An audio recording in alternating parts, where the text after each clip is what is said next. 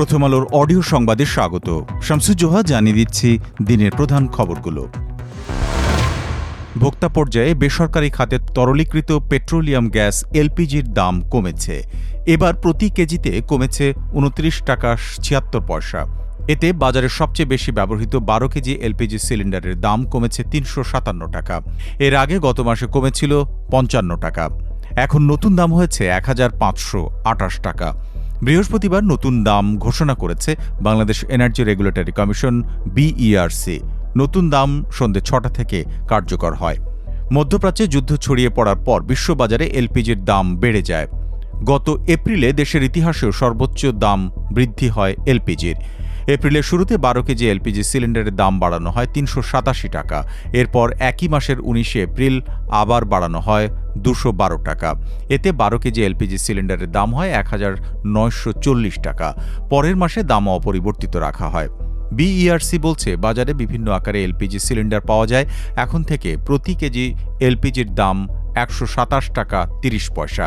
এই হিসেবে বিভিন্ন আকারের এলপিজি সিলিন্ডারের দাম নির্ধারিত হবে, যা আগে ছিল ১৫৭ টাকা ৬ পয়সা। নতুন ভিসা নীতি প্রণয়ন করছে সরকার। ২০০৬ সালে প্রণীত ভিসা নীতি সংশোধন করে নতুন এই নীতি করা হচ্ছে। এর খসড়া বৃহস্পতিবার অনুষ্ঠিত মন্ত্রিসভার বৈঠকে উপস্থাপন করা হয়। খসড়াটি পরিমার্জনের জন্য অর্থমন্ত্রী আমির খসরু মাহমুদ চৌধুরীর সভাপতিত্বে একটি মন্ত্রিসভা কমিটি গঠন করা হয়েছে। বৃহস্পতিবার বিকেলে সচিবালয়ে প্রধানমন্ত্রী তারেক রহমানের সভাপতিত্বে অনুষ্ঠিত মন্ত্রিসভার বৈঠকে এই সিদ্ধান্ত নেওয়া হয়।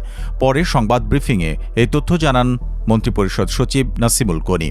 মন্ত্রিপরিষদ বিভাগ জানিয়েছে, বিদেশিদের বাংলাদেশে আগমন এবং প্রস্থানকে সহজ ও সুশৃঙ্খল করা, বিদেশি বিনিয়োগ, ব্যবসা ও দক্ষ মানব সম্পদ আকৃষ্ট করা, পর্যটন ও আতিথেয়তা খাতকে উৎসাহিত করা, প্রযুক্তি ও জ্ঞান স্থানান্তর নিশ্চিত করা, জাতীয় নিরাপত্তা ও অর্থনৈতিক কূটনৈতিক ভারসাম্য বজায় রাখা, পারস্পরিকতা নীতির ভিত্তিতে আন্তর্জাতিক ভ্রমণ ব্যবস্থাপনা করা এবং আধুনিক ও সেবামুখী অভিবাসন কাঠামো গড়ে তোলার উদ্দেশ্যে ২০০৬ সালের ভিসা নীতিমালার সংশোধন করে ভিসা নীতি ২০২৬-এর খসড়া পরিমার্জনের জন্য অর্থমন্ত্রীর সভাপতিত্বে একটি মন্ত্রিসভা কমিটি গঠন করা হয়েছে।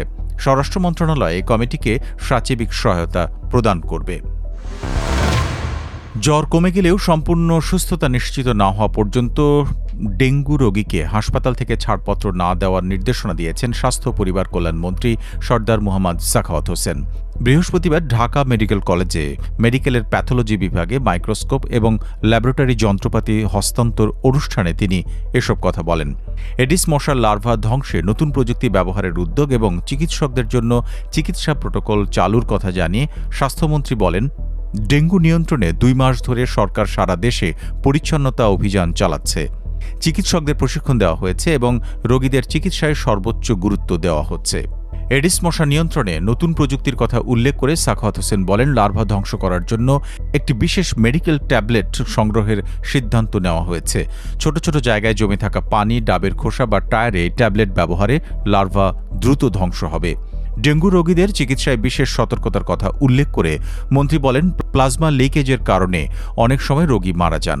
এজন্য বিশেষজ্ঞ চিকিৎসকদের সমন্বয়ে একটি ডেইলি ট্রিটমেন্ট প্রোটোকল তৈরি করে তার সব চিকিৎসকের মুঠোফোন এবং ওয়েবসাইটে পাঠিয়ে দেওয়া হচ্ছে। এই ছিল এখনকার মতো প্রথম আলোর অডিও সংবাদ। শুনুন আমাদের ইউটিউব চ্যানেল, ফেসবুক পেজ এবং prothomalo.com-এ।